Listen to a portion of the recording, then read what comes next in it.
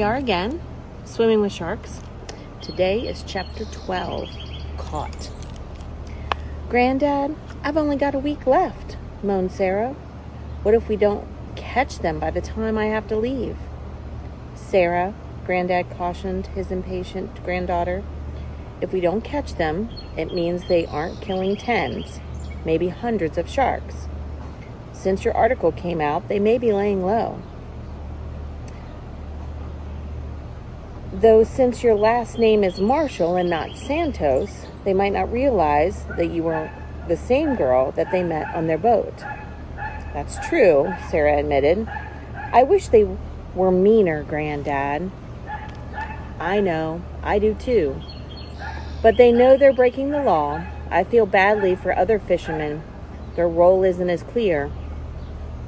Since humans have existed, we have depended on the sea. The Earth's oceans were so big and so full of life, we never imagined that there would be a time when they couldn't provide as much as we wanted to take. It's a difficult thing to change, Sarah. Well, we've got to change, Sarah insisted. I don't want to live in a world without sharks, Granddad. There's hope, Sarah, he said, looking at his granddaughter. We're learning all the time. Look at Bascom, for Pete's sake. He used to be a poacher. Sarah laughed. She thought about the look of Bascom's face when she and Sonia told him what had happened. It was worth a few scrapes and bumps on the head just to see his reaction when I told him that Sarah had been carried onto the very boat he was tagging. Suddenly the radio crackled. Shark! Shark base! Shark! Come in! Granddad jumped up and reached for the black oval microphone attached to the radio with a curly cord. He pressed the button on the side to speak. This is Shark Base. Dr. Santos here. What's up? We have a signal that the boat is out at the tool site. Our team reports a score. I'll call Connie. Meet you there, Granddad replied. Tool was code for hammerhead, and Connie was the code for the Coast Guard. This may be it, kiddo. I'll radio the Coast Guard. You tell Grandma what we're up to, and I'll get the boat ready. 20 minutes later, they were flying, Granddad style, out to the same site where they first had seen the finning boat. Sarah was nervous. She held the responsibility of the action they were taking. She knew it was the right thing to do, but it wasn't fun anymore. By the time they arrived, the larger, faster Coast Guard boat was already there.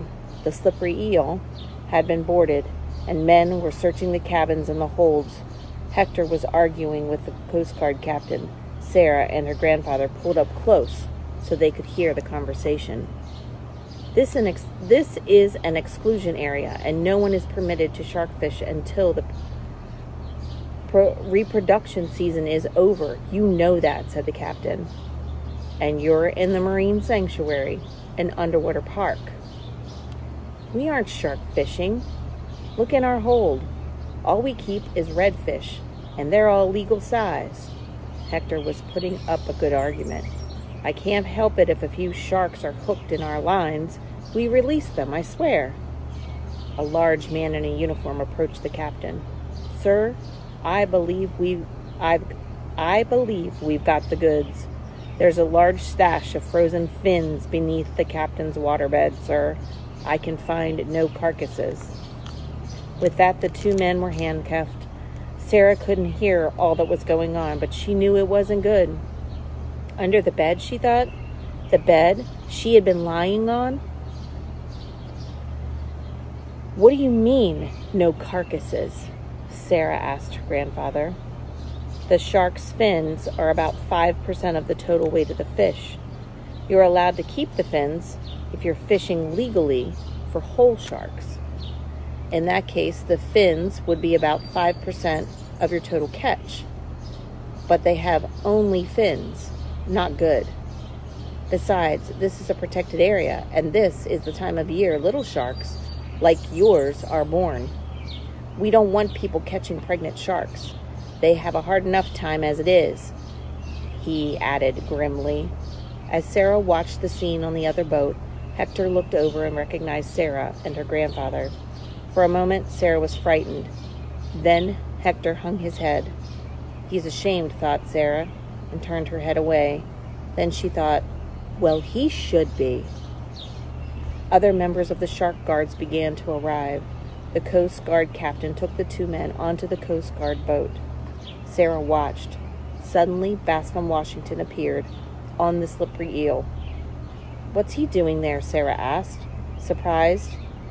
"He knows most of the Coast Guard guys," Granddad explained. "We'll get a lot more information out of him than from the radio." Half an hour later, Bascom's boat pulled up alongside theirs. "Well, we caught him red-handed, and then some," boomed the delighted Bascom. "They didn't have time to catch many sharks out there." They were just beginning to reel in their line, but there was a mess of frozen fins stored under the chests under the bed. "Real neat operation." "Fins?" Sarah cried angrily, and then she said in amazement, "Right under me." A sigh of relief escaped from her lips as the Coast Guard boat pulled away. It sounds like Sarah's work paid off. We'll see what happens next time in Chapter 13.